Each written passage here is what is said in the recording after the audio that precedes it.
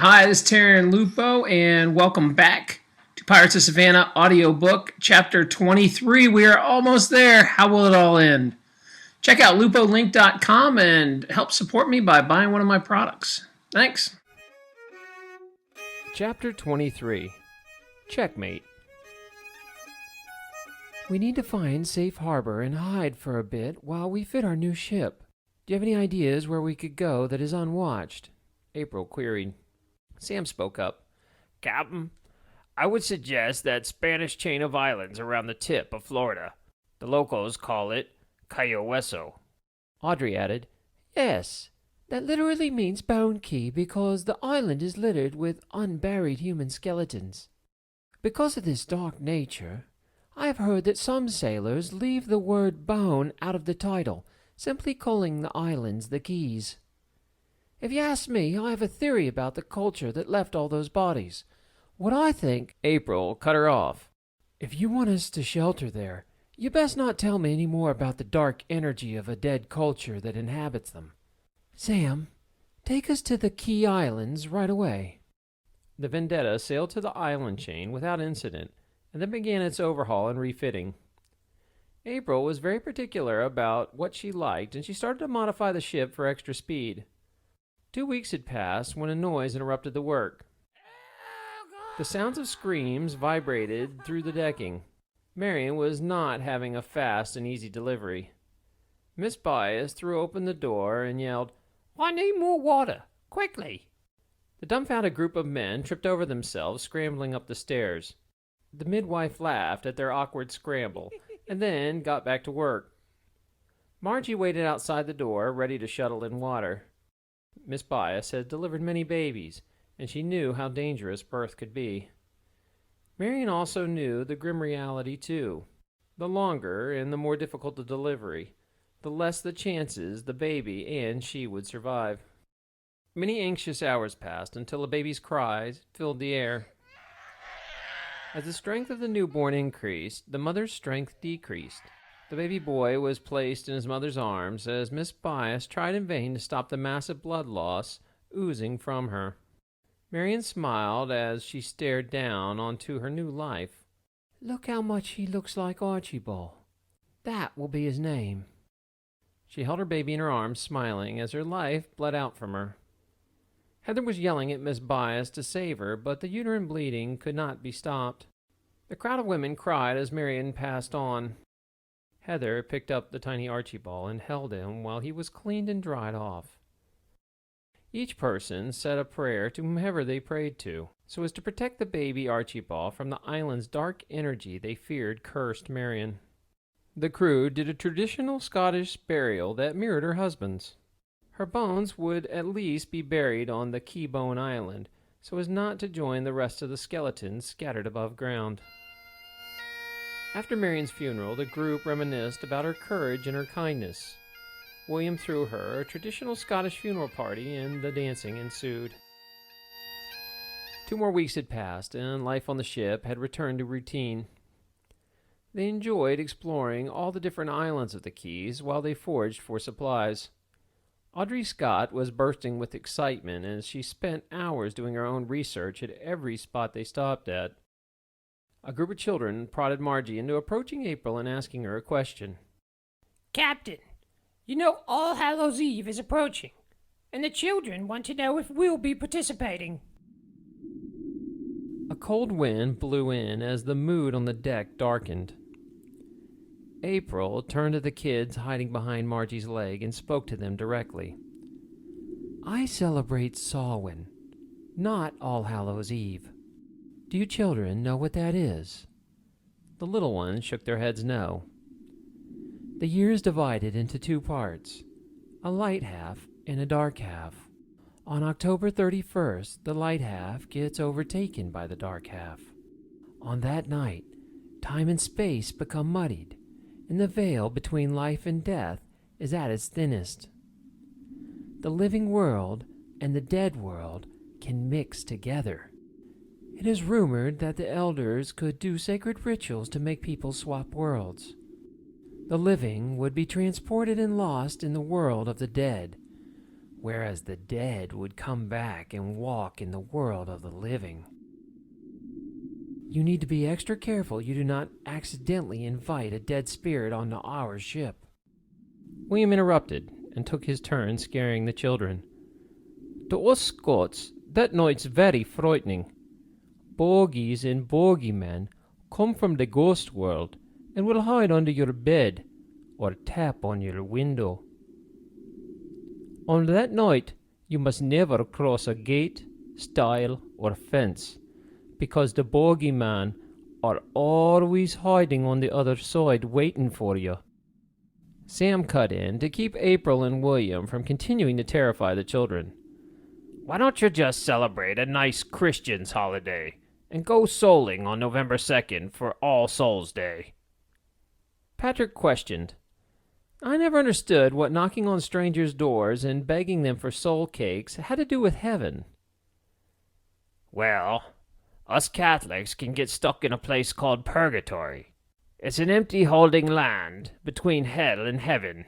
If your loved one gets trapped there, the only way out is to receive enough prayers, Sam explained. Oh, I get it. So you bribe these beggar children with raisin spice cakes, and in return they pray for your loved one's soul to help them escape purgatory, Patrick summarized. Correct. You got it. Although I have to admit the church just took this holiday from the Roman pagan festival of the Mora. They thought it would be an easier transition for pagans if they repackaged the All Hallows Day holiday and moved it from May 13th to November 1st. I think the church figured if they put it close enough to Samhain, it would bleed the life out of the celebration. The church don't like you knowing this history none, and I got a swollen lip for asking a nun about it once. Patrick turned to the children. A cold wind blew back up, and a darkness grew around him. I think these children should be more worried about keeping away from Jack O'Lantern. Jack was such an awful, evil soul that not even hell wanted him, and the devil sent him back to walk the earth. The devil took a burning ember from hell and gave it to Jack so he could search for souls at night. The only way to confuse Jack is to carve a turnip into a scary face and put a candle in it. I don't think we have any turnips on board, but I saw we have a squash and a pumpkin that might work. If you carve them and light them up, it'll protect our barkie. The children grew excited about designing, carving, and illuminating the gourd. Seamus entered his thoughts. I say you skip the whole spooky holiday and put all your energy into hating the British government. Let's have a Guy Fawkes bonfire night on November 5th. It is close enough to your creepy holidays. April spoke up. Oh no, I just got this barkie the way I like it. I won't tolerate a bunch of children wearing masks, starting fires, and breaking the ship up. Patrick interrupted. I never understood what this holiday is all about. Someone tell me who Guy Fawkes is and why all the children burn and destroy the town on that night. Seamus replied, In 1609, a Catholic rebel named Guy Fawkes wore a theatre mask and tried to blow up the House of Lords with 36 kegs of gunpowder. The angry British government had him hung, drawn and quartered, and then threw the pieces of his body into a bonfire. Every year after that, the children of London half mocked, half honoured him by taking to the streets and causing chaos. They wear masks, beg, parade, vandalize, and set bonfires. So, you want us to celebrate a pro-Catholic terrorist who dresses like a harlequin? Patrick replied. Yes, sort of. But you're not allowed to say it like that. I want to celebrate his spirit of standing up against oppression. Isaac interjected. No, he didn't stand up against oppression to the idea of all tyranny. He wanted to supplement one tyrant with another, to remove a Protestant king with a Catholic king. I will not celebrate such an act. Fuck you, you rat-dick bastard. That man be a hero. Your Jewish brain's just incapable of understanding things like this, the Irishman pouted.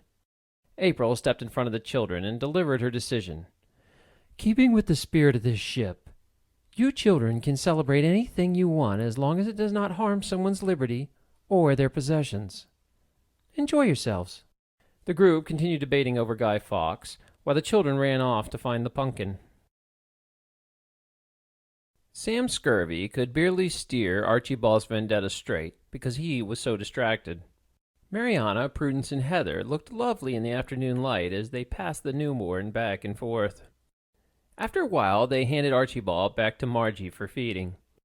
He was then hypnotized as they combed each other's hair. April slapped Sam on the back of the head and commanded, "Mind your wheel, sailor." Sorry, Captain, but they be like sea sirens to me. I'm falling under their song. How do 3 women reach this age without being married already? I do not understand, Sam Scurvy pleaded. Men are so thick in the head. Do you really not know, sailor? Captain, you've only known them a few weeks. What did they tell you? They did not tell me anything. It's as obvious as the wart on your nose, sailing master. I do not understand. What is so obvious? I must know what they're thinking so I can steal one's heart. Arr! You know, you're trying to sell a dog to a woman who prefers cats. I'm so lost. Which one of them is selling a dog? Sam Scurvy was confused. Christ! Take a good look at them right now. Sam surveyed the women. All 3 were standing side by side, and Heather had both arms around their waists. She slowly slid both hands down their buttocks and gave them a playful squeeze. Mariana and Prudence smiled, and the 3 women squeezed closer together. Oh. Oh. Oh. You mean the 3 of those lasses only like other ladies, and the 3 of them are in love? Curse my luck. You know you'll run the strangest barky in the world. I don't think this ocean will ever see such a collection of oddities again. Great. Now that baby has 3 mothers, and I go to bed again with swollen cherries, Sam exclaimed, shaking his head. She belted out a great laugh and nodded her head in agreement until her mind started to wander. Captain April Reed quickly realized she was in trouble keeping both ships afloat and sailing the same direction. Since taking on the Archibald's vendetta, both ships were horribly understaffed.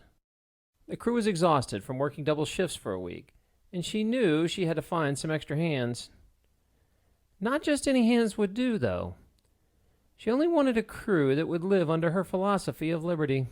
Where would I find such a crew? She thought. Everyone was at a breaking point, and both crews needed sleep. The weather had finally looked safe enough to drop anchor and let everyone sleep. The captain gave the order to both ships to stop and rest. Within hours, the only souls awake were the watchmen. The crew got a very long sleep, followed by a day of relaxation on the deck in one of the key islands. Patrick ran up topside of the Archibald's vendetta and announced, "Look what someone left behind in the captain's quarters." He ran up to Isaac with a wooden box. "Sit down. We're going to have a game." Isaac humored his excited friend and sat down. The wooden box opened up into a painted chess set with wooden pieces stuffed underneath. Patrick beamed with a smile. "Now's your chance to finally beat me after all these years." I will part your pawns like Moses parted the Red Sea, old friend. The men wasted no time getting started, and after 10 minutes a large crowd gathered around. "Checkmate, Isaac. You really got to remember to watch your bishop pins." "Who's next?" he challenged to the crew. Sailor after sailor played, and Patrick quickly and effortlessly destroyed them all. Seamus was cussing at Patrick, accusing him of making up a move. "No, really, Irishman, it's a real move called an en passant.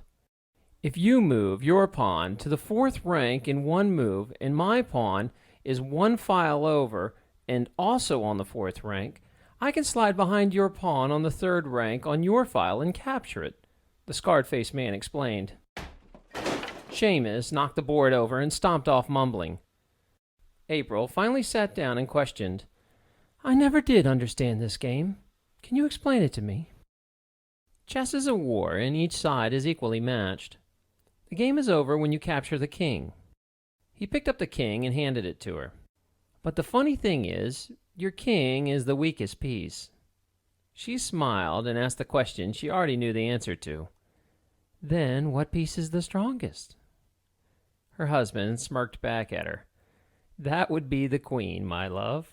She's the most dangerous piece on the board. The chessboard is set up much the same as this ship, my wife. He laughed. So, husband, I did not know you had such a gift for strategy. Do you think you can apply that to pirating? I am excellent in chess with setting traps and swindles. Perhaps I could use the same philosophy and such and apply it to bigger pieces. Well, me wolf, I need to find me a crew and soon. Patrick sat back and pondered the question. Well, I do have an idea. It would take our weaknesses and turn them into our strengths. What a fine catch you were, husband. April beamed at him. Do explain.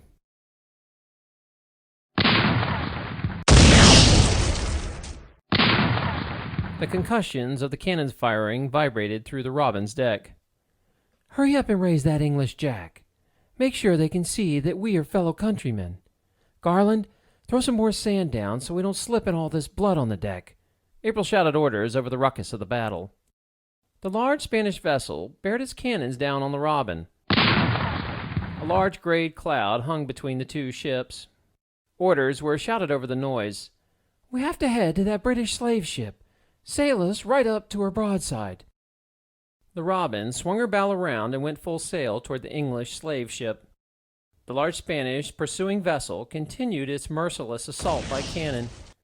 The English slave ship turned and plotted a course dead through the two battling ships. Seeing this, the Spanish vessel broke pursuit and started to flee. April pushed Sam's lifeless body off the helm and took the wheel.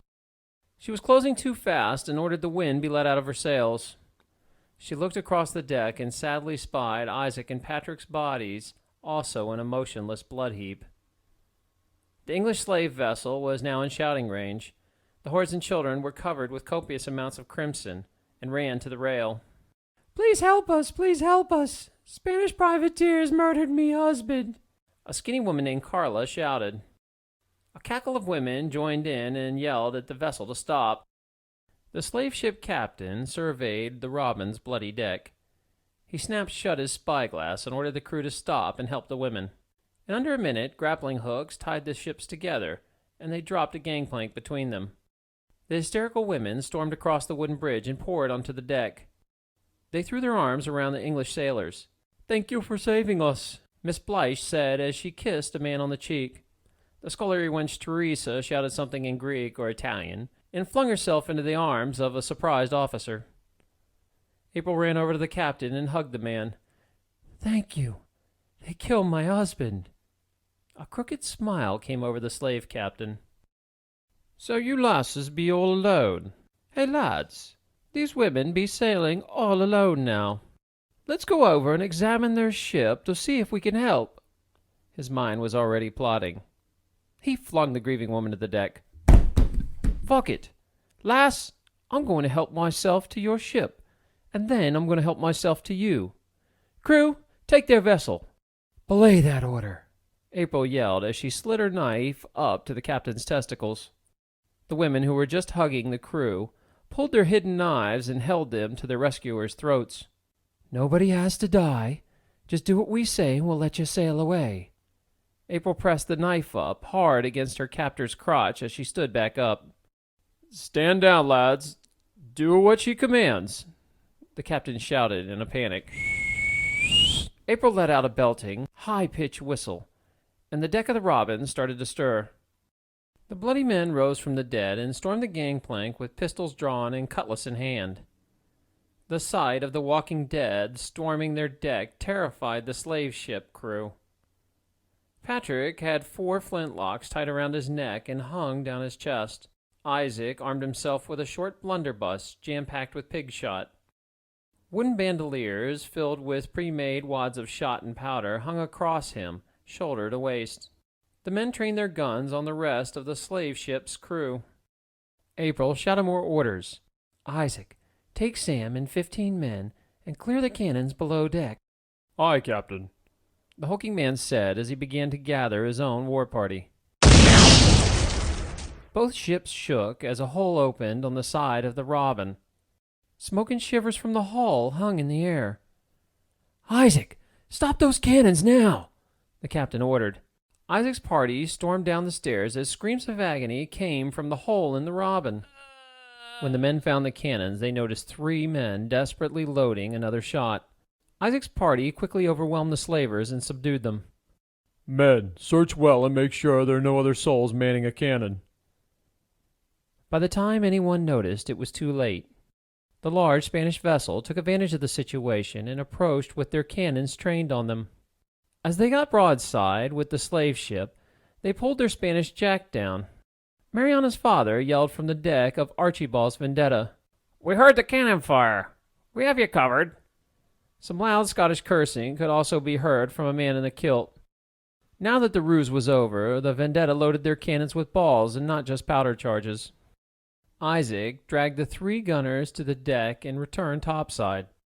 "Just these 3 gunners, Captain. No other cannons were manned." "Tie them to the rail until we know what their judgment be," the tattoo woman barked. The women stripped all the sailors of the slave ship and took their weapons. Margie, an ex-whore turned broodmare, currently had 9 children on the Robin and was wet nursing Archibald. The mother ran across the gangplank screaming, "Murder!"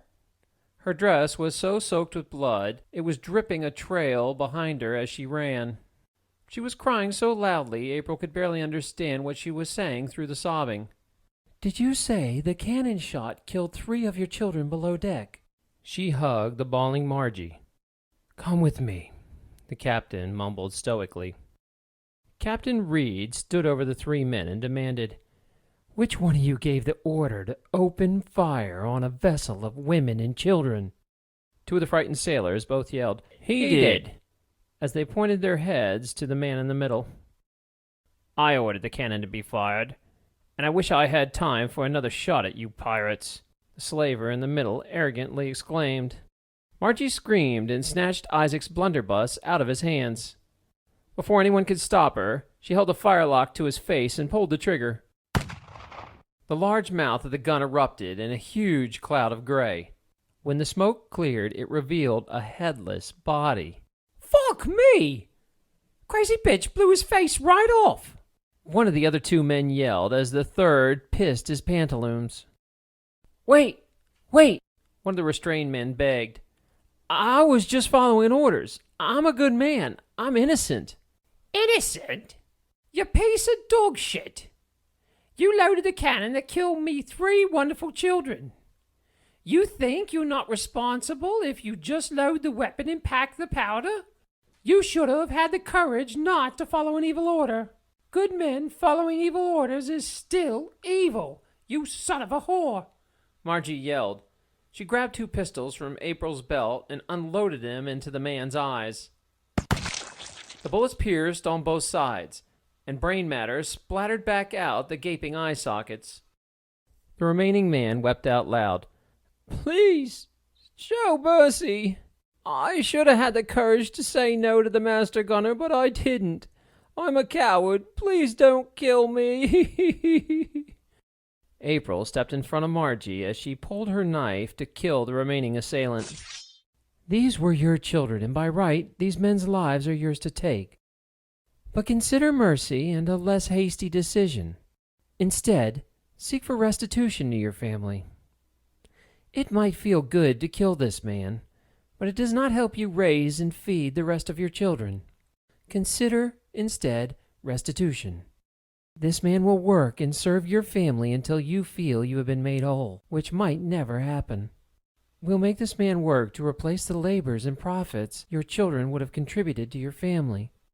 Margie stomped back and forth, fingering her knife, thinking out loud and reasoning. "I want to kill him. I want to send him to hell and get raped by devils. You know, that's what happens to children murderers. They get arse-fucked by devils. Captain, what you said rang true in my ear. Take him over to the ship and tie him up until after I bury my children. But I will kill him later if I change my mind. Thank you for your mercy. I will make this right. I am so sorry. The man cried as Isaac dragged him across the gangplank. Margie followed Isaac, kicking the man and warning him to hold his tongue. April turned her attention to the slave ship captain. You stole these men and did unspeakable things to them.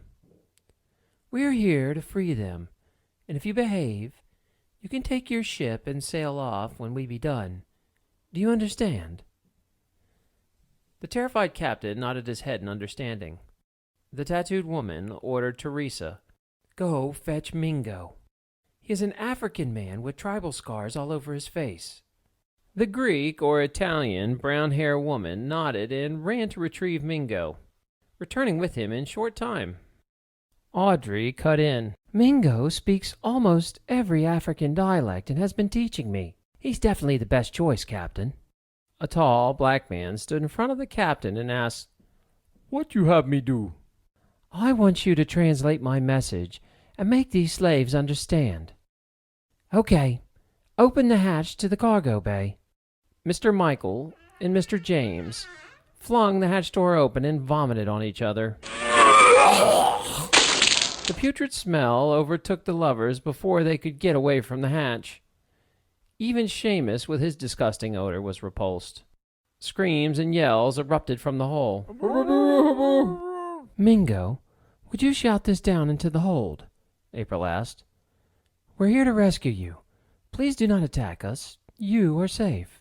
You will be free to go back home. If you have no home to return to, then please consider working for us on our ship. Mingo had to yell a few times until the frightened slaves quieted down and listened. It took some time to yell the message in so many dialects. Shouting of excitement resonated up the hatch. They understand, Captain. They ready. Mingo smiled. Get the gangplanks ready for the Robin and the Vendetta. Okay, lower the ladder. Mingo lowered the ladder down and nobody came up. What the hell is going on here? April demanded. They all still be chained, Mingo said. Give me the keys now, she threatened the slave ship captain. The captain complied. Then April threw them to Patrick. Go down and unlock them with Mingo. Patrick and Mingo wrapped a cloth around their mouths and noses and descended into the dark, ammonia-filled hole. Patrick's eyes immediately burned, and the smell brought back terrifying memories of the King's Debtors' Prison back in London. It took a few minutes for his eyes to adjust, until he realized there was no floor. It was shoulder-to-shoulder bodies chained to the floor. Patrick wanted to vomit, but he could not find an open space on the deck. Many of the slaves were locked down with one long chain. Mingo had seen these before when he was a slave, and he knew how the chains and locks worked.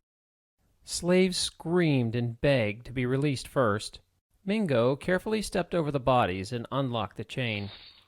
Patrick pulled the long strand up, and the prisoners tried to jump to their feet. So weak and malnourished were they, many of them had to be lifted out of the shit and piss-soaked floor. Their epidermis was raw from urine burn, and some were missing patches of skin that stuck to the deck when they pulled them up.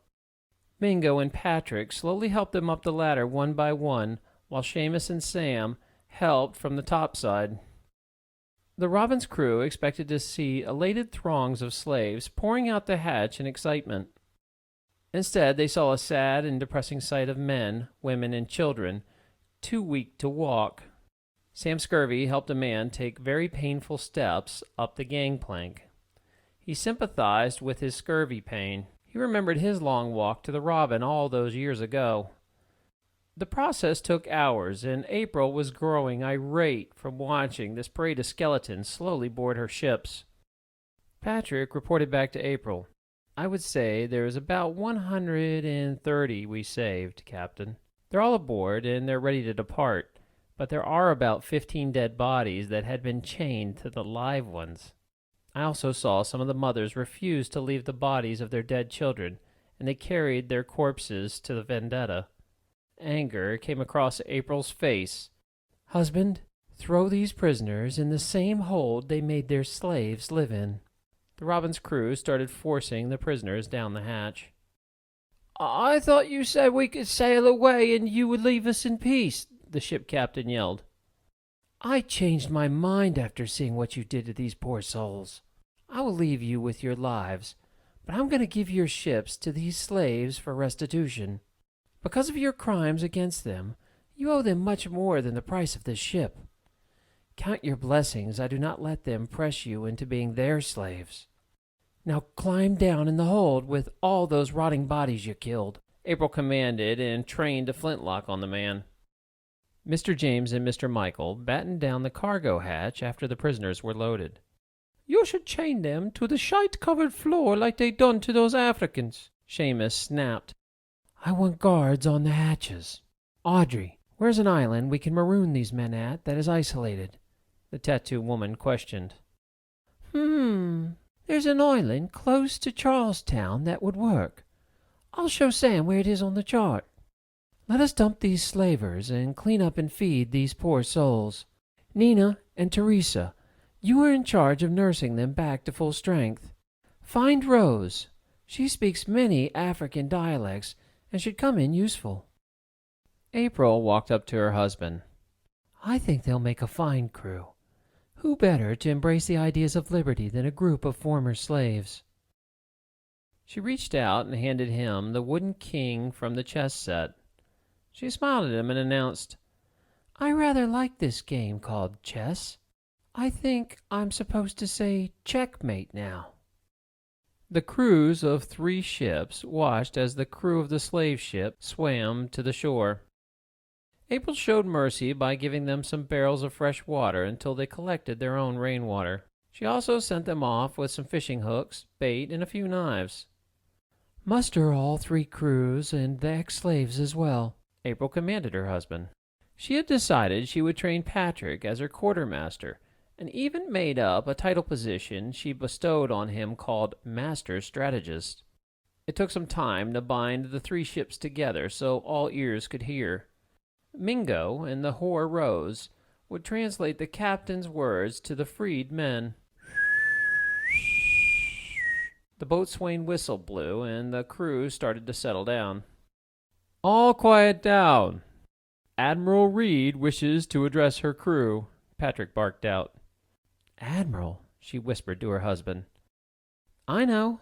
I don't have the same seafaring knowledge as you, but I'm pretty sure you call anyone who commands more than one ship an admiral," her new quartermaster replied. She smiled at him. "I think you be right, my wolf. I be going to explain to you the rules of this small fleet. Unlike rumors you hear in the pub tales, most real pirate ships are not run by an iron fist. Each of your crew gets a vote on major decisions. If you don't like the way a vote went down, and you're uncomfortable with it, you'll be free to leave the fleet and rejoin us when you're comfortable. Unlike military vessels, you're free to leave any time you want. We're trying to create something so special that you don't want to leave. This fleet will be a symbol of freedom to the world. We will not interact with each other using force or threats. I want this to be the only place in the world that you can be truly free. You'll get paid for work. If you're lazy and don't contribute to the crew, then you won't have silver to eat. We will not be the pirates of old. They were hunted down and murdered because they got too greedy and attacked everyone they saw. We will not steal from other innocent sailors. The only vessels we will take will be that of the governments. Vessels who owe us restitution and payback for all the damage they have done to our lives. These military vessels are paid for by money they stole from us and the lives of our loved ones who they murdered. We will take all our stolen money back that we can. To the slaves we have liberated, I offer you this. I will give you the slave ship to return to your home. But if you have nothing to go back to, I ask you to join our fleet of liberty. You will be free men, treated as equals, and you can help us free more slave ships. We will train you and pay you well. We also offer you access to a security fund for your injuries if you choose. A portion of every share you take will be placed in a central fund. The quartermaster has a list of the amounts you'll be paid if you're injured. You'll get paid as much as 600 pieces of 8 for a leg, all the way down to 100 pieces of 8 for an eye. You're welcome to see the list any time. Even the captain can be removed if the crew loses faith in me. If you vote me out, I will step down and find a place in the crew. You have till the end of the day to decide if you want to live by these customs. You're here on your own free will and accord, and we'll drop you off in Charlestown if you're not interested in me offer. That is all." She stepped down, and the decks erupted with chatter. The chatter went on all night long, and even until sunup. The boatswain whistle blew the next day, and the crews mustered on the deck. The new quartermaster spoke up. "Now's the time to choose. Board the ship you want to work on." The crew scrambled around. The Africans were moving much better. Their full bellies and sunshine agreed well with them. After a few minutes, the crews were set. Patrick counted the heads. "What is the head count, quartermaster? How many Africans will be leaving with the slave ship?" The admiral asked. "The count is 32. There are 87 new crew members." 37 on the Robin and 50 on the Vendetta, the quartermaster replied. "Let us make sure they are trained properly and wish them well. Get to training," April belted. The crews pitched in to help with the training and give the African vessel a chance. Admiral, why do you keep calling us pirates instead of privateers? Pirates are associated with stealing, theft, and brutality. But privateering has the legitimacy of the king behind it, Sam Scurvy asked. "You answered your own question. This fleet is to show the world we don't need a government to live in peace. It doesn't make sense to seek out some king's blessing so we can steal and not actually call it stealing. No, the word privateering is associated with begging a government for permission. Instead, we be the pirates of Savannah. Arrgh!